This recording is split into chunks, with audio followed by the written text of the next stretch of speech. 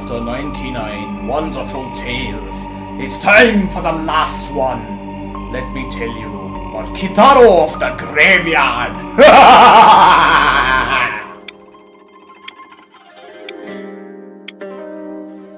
You have to agree, I'm like a great storyteller. Welcome back to Minute101, the show where we take a series and we give you a quick introduction to it and we tell you whether you should watch it, read it, or just plain avoid it. Maybe today is the day you should avoid it. If you're scared of horror stuff, you should avoid it. Actually, watch it either way. Let us know what you think. We like comments. If you like content like this, you can check out our last video about Mononoke. Not the Miyazaki Mononoke, the anime Mononoke. And if you like good quality anime content in general, you should subscribe and click that bell icon because we put out new content almost every day. And now, we can start talking about Kitaro of the Graveyard. Gegege no Kitaro is an amazing series by the legendary Shigeru Mizuki. Shigeru Mizuki was a mangaka and a historian who is still considered the master of the yokai genre. Gegege no Kitaro is one of his most well-known works. He's also one of Sid's favorite mangaka. We're gonna have a lot of beautiful in this script, aren't we? Sid, are you there? Sid, how many beautifuls have you said over here? The manga is a treat to read from beginning to end. We follow Kitaro, a yokai boy born in a graveyard after the death of his parents. He is the last surviving member of the ghost tribe and fights for peace between the humans and the yokai. That doesn't seem like a very ghostly thing to do. But he is not alone. Medama Oyaji, which is eyeball father, who is a mummified tribesman that inhabits his father's eyeball. And Nezumi, Otoko, also known as Ratman, joins him on their adventure. He meets a lot of interesting characters throughout the show like Neko, Musume and Sunakake Baba. Well, that's just a few of them. There are more. Their dynamic is very interesting and it's a lot of fun to watch the whole series. The experience of reading this manga is like no other. There's some intense moments and there's some really funny moments. Kitaro lives together with Medama Oyaji in that tree house known as the Gegege house. I swear I will not make any jokes about that. He has a very strange assortment of powers that he inherited from the ghost tribe. This helps him deal with various yokai throughout the show. His hair is a major source of power. He can make it hard and use it like little missiles, like a pin missile from Pokemon. He also has a special sack in his body like an electric eel. Won't make jokes about that either, which he can use to shock enemies. He can also fire special energy bullets from his fingers, much like Yusuke Urameshi from Yu Yu Hakusho. He has many more yokai-like abilities that he develops throughout the series, but explaining those will take up all the time we have here. So, if you want, we can make another video for that. Audi will do some research about yokai. In fact, Audi could be called the yokai guy.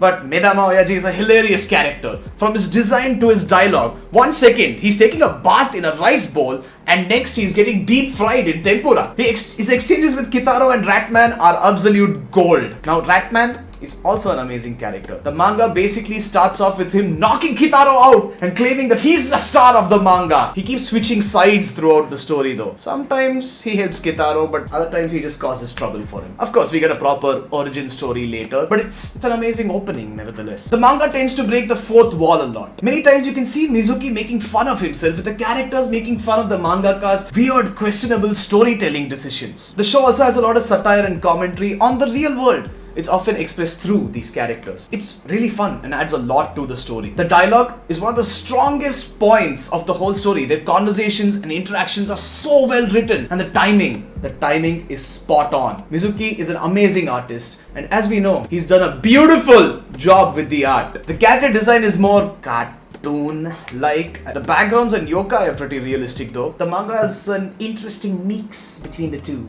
and it works really well surprisingly. The initial release was called Hakaba Kitaro. I said it wrong again, didn't I? My god.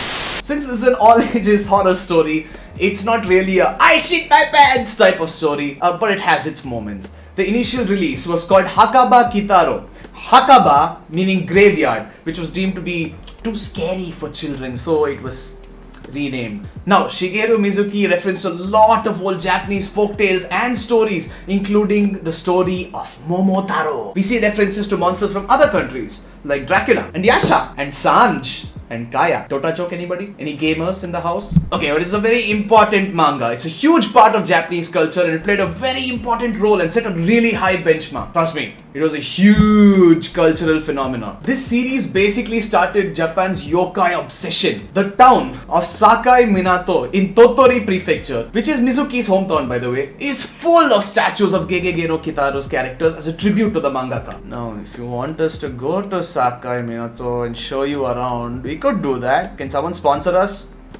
Or, get a company to sponsor us? Anything is fine. Like, hey, Crunchyroll, Netflix, who wants to do a show where we walk around Sakaiminato? Nobody? Okay, fine. Back to this then. The manga does have a few issues though. Like a few parts of the stories, it just seems to speed up suddenly. And a few panels just have words describing the scenes. It's a little weird, but it's understandable. You see, Mizuki was in a crazy time crunch and he also suffered burnout multiple times. So you can't really blame the guy. It's still an enjoyable manga nonetheless. So, judgment time. Read what one says read! If it wasn't obvious through this whole episode. There's honestly a lot we can say about the series because of its history and its impact. And if you guys want, we can make a video talking about a lot of the yokai featured in this manga. So let us know in the comments down below. Like, share, follow, and we shall be back to introduce another series to you next week.